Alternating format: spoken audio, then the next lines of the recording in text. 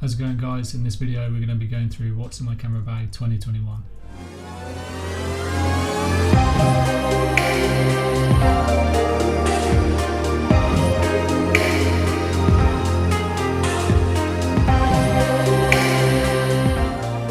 Okay, so first up is the PGY Tech camera bag that I have. It's a 25 litre bag and it comes with a shoulder bag that goes inside.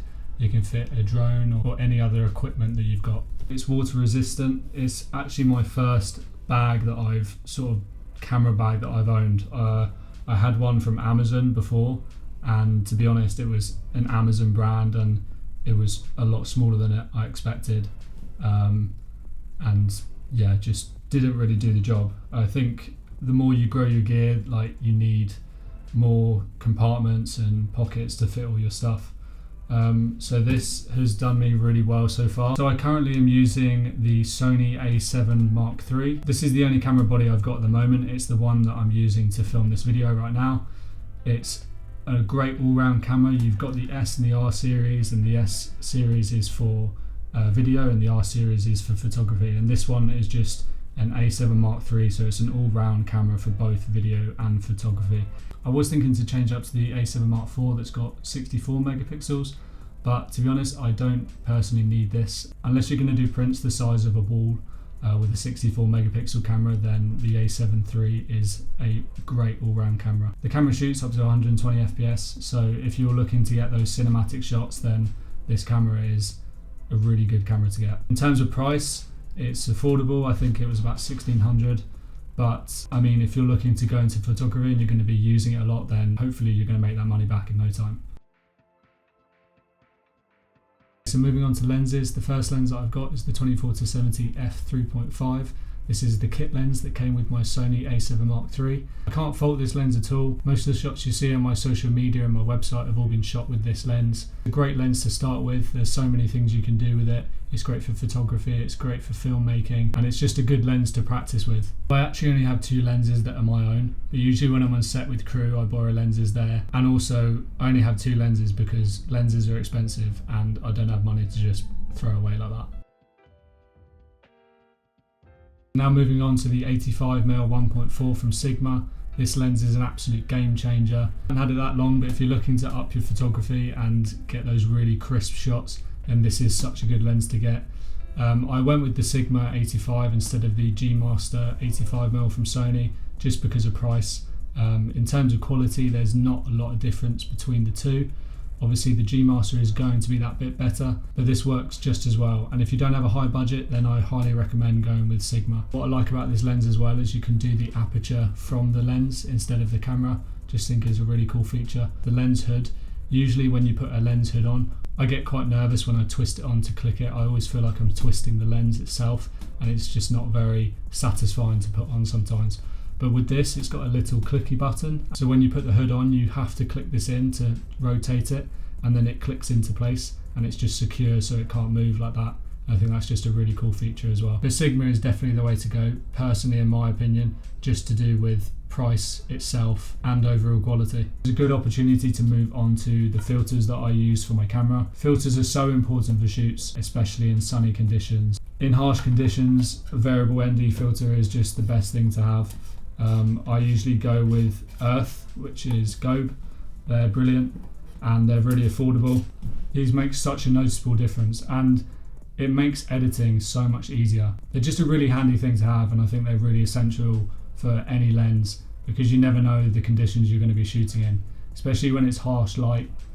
These are just a lifesaver, and especially if it's variable NDs. So it just means when you're using it, say you're in really harsh conditions but you still want to shoot at high f-stop of 1.4, this will mimic the lighting of f8, which means that you can just still have that crisp and not overexposed shot and still shoot at 1.4. I don't have a variable ND for the lens that I'm using right now, so I'm going to makeshift. There you go. So next up we're talking audio. So this is something that I haven't really invested in yet, which I really do need to. At the moment I'm using a Rode mic on here, and it's the only one I've got. It's from Amazon. I think they're about £30-35. But to be honest, the only time I actually ever use a microphone is for videos like this. And you can tell the audio isn't as good as it could be. I think in the future I'm going to get a Rode Video Mic Pro Plus. I've been looking at a lot of other people using them and the quality is just next level. But to be honest, when I'm on a shoot, I'm usually the photographer and I don't do a lot of the filming. So I carry it with me just in case one of my colleagues needs it. But apart from that, it's not something that I use too much of. I'm hoping to do a lot more videos, so maybe I should look into getting a better mic. But if the quality doesn't sound too good, that's probably why. Audio is very key, and it's something that I've just been really lazy about. Okay, so segueing into another thing that I don't use a lot of, apart from videos like this, is the tripod. When I'm on a shoot, tripod isn't something I usually use. Usually when I'm with my other colleagues on location, they're the ones with the tripods because they do the filming. It is something, again, that I really want to invest in because it is really important and you never know when you're going to need it. But to be honest, I don't usually do a lot of like still images, like long exposures or that sort of thing. When I have shot long exposures of like the stars, I just sort of makeshift a tripod if I don't have this one on me. Again, this tripod that I've got here was probably £30 or so on Amazon. I've had it for years now. It's never failed me, but again, it's something that I need to invest in as it's quite big and bulky, and like when I go traveling, it's just more weight added to the bag. And you'll find with your camera equipment, you want to keep it as light as possible and make sure you bring the right equipment on the shoot. Okay, next up we're talking drones. This is probably my favourite thing in the camera bag and something, to be honest, that I take out all the time whenever I'm on a shoot. You never know when you're going to need it, and also something I carry even when I go on walks because you never know where you're going to be and they're just so much fun. So this is the DJI Mavic Air 2. It's a 48 megapixel camera. It's got a range of about 4 kilometers. Although I've seen videos where people have flown them a lot further. I chose this over the DJI Mavic Pro 2 because it's just a lot lighter, it's smaller, and it's just easier to carry around. I say the only difference between the two, and it's not even noticeable, is that the Mavic Pro 2 is going to do a lot better in windy conditions. So far I've had no problems with this drone. I've taken it out in the rain, the snow. I've been on top of like mountains and hills and it's all performed perfectly fine. I've been on windy coasts and had no issues.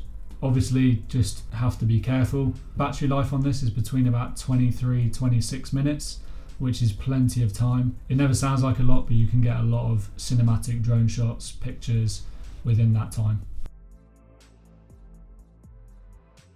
So the next thing I always carry when I take my drone out is ND filters to fit onto the drone. It's amazing what difference these things can make when you're getting a cinematic drone shot or video, and they're so key. When I first got the drone, I didn't have any of these and you don't really tell the difference, but you understand that if you're shooting in clear skies or sunny days, that it's really hard to get good quality on the drone, but these are just such a lifesaver. And as soon as they go on, the first time I use them, you can notice such a difference. So if you get a drone, always get some filters to go with it. Next up is the Lacie Thunderbolt. This is a 2 terabyte. The reason I got this is because I sort of impulse bought my Mac and only bought a 256 gigabyte. Let me tell you now, 256 gigabyte is not a lot. So this is a lifesaver. This comes with me everywhere, as well as 128 gigabyte SD cards. I have 2 of them. The best thing about the Sony A7iii Mark III is that it's got 2 SD slots, so they're always in there with me. After a shoot, just upload everything and format the cards and start again. So they're brilliant to have. So next up is lens kits. This is just a lens kit that I bought on Amazon for like 15 quid. It does the trick. It's got a puffer that you puff on your lenses to get any dust off. It's got brushes again, whatever you can use that for. Cleaning kit, a couple of cloths it comes with, a cool brush that's got all different sort of things on. This is like to get any marks out of your camera, things like that. Spray to spray on your lens. I'm looking to get a sensor cleaner. Again, I'll probably go to Amazon for that because I know that I've got a mark on my camera somewhere. I'll try and leave descriptions of everything that I have mentioned in this video for you to go and check out. So that's it for what's in my camera bag 2021. Hopefully you've got some ideas of what you can get in the future. But if you did enjoy this video, consider liking it, and I'll see you in the next one.